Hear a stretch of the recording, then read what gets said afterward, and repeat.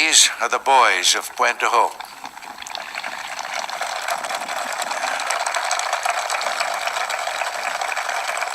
These are the men who took the cliffs. These are the champions who helped free a continent. And these are the heroes who helped end a war. This is an excerpt from a speech made by Ronald Reagan on the cliffs of Pointe du Hoc on the 40th anniversary of D-Day. D-Day, or the first day of the Battle of Normandy, codenamed Operation Overlord, was a mass assault on the Nazi forces who had taken control of France. The battle took place on 5 beaches on the coast of Normandy, a region in France. U.S. troops were stationed at the Utah and Omaha beaches, British troops at the Sword and Gold beaches, and Canadian troops at Juno Beach. Omaha Beach was by far the bloodiest beach. Nearly all of the boats landed off target, 40 minutes behind schedule. Most of them sank, drowning soldiers, and almost none of them received any cover from guns behind them. They became sitting ducks, exposed to German machine gun fire. Among those who made it up the cliffs were Rudders Rangers, a section of the 1st Infantry Division made up of 225 men. Rudders Rangers, or formerly the 2nd Ranger Battalion, was an elite group that often did the hard tasks, such as climbing Pointe du Hoc, a cliff that held a large Nazi machine gun base. Established just a year before, specifically for D-Day's cause, the Rangers were led by James Earl Rudder. The 2nd Ranger Battalion was separated into 3 companies: Dog, Easy, and Fox. Other companies, such as Abel, Baker, and Charlie, fought with the 5th Rangers Battalion, the 1st Infantry Division, and the 29th Infantry Division, along the beaches under cliffs next to Pointe du Hoc. Those companies were originally instructed to land at Pointe du Hoc, but strong winds, currents, and navigational errors caused them to land at Pointe de la Percée, about 3 miles east of their destination. All 3 companies were almost completely destroyed.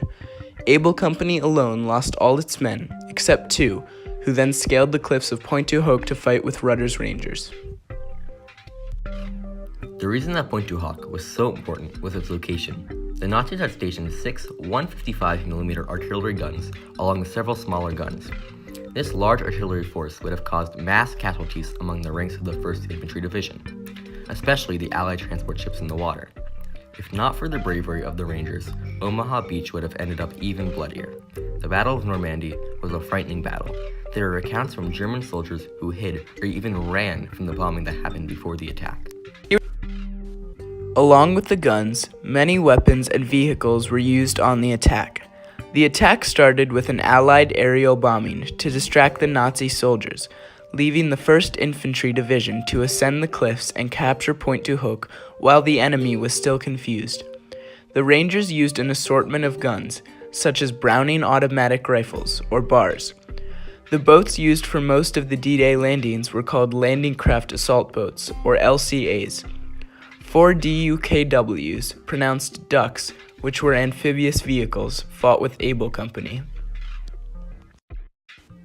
Maps, planning, and operations at the right time were essential to the attack on Normandy. If you are approaching from the ocean from left to right, Sword, Juno, and Gold are relatively close together, while Omaha is a bit farther to the right, and Utah is cut off from the rest by a large, swampy area. That meant that the Utah troops were isolated from everyone else, even more so by the fact that Germany had blocked most of the land around the marsh. This could have been a huge factor had Operation Overlord failed. The 2nd Ranger Battalion consisted of 225 Rangers. All of them were given the order to ascend the cliffs as quickly as possible, using whatever methods necessary. The original plan was for Lieutenant Colonel Rudder to fire a signal flare at 7 o'clock, after the Rangers had captured Pointe du Hoc. This would alert reinforcements at sea that they should climb the cliffs. However, the navigational error, which set them 40 minutes behind schedule, ensured that Rudder could not set off the flare in time. The 500 men that made up the reinforcements were sent to fight with the rest of the 1st Infantry Division on Omaha Beach, leaving Pointe du Hoc behind. Lieutenant General Omar N. Bradley stated in his memoir, A Soldier's Story, "No soldier in my command has ever been wished a more difficult task than that which befell the 34-year-old commander of this provisional ranger force. He was talking about Lieutenant Colonel Rudder in the huge mission, which Rudder was intimidated by. Though he also knew how important the task was, James Earl Rudder, a teacher and coach from Texas, was called to active duty in 1941. 2 years later, he was given the task of training and leading the 2nd Ranger Battalion, which today still has the nickname Rudders Rangers. Originally, Rudder was not scheduled to be part of the Omaha Beach landings. Due to the shortages of men available to fight, he was called in to lead and fight with the Rangers.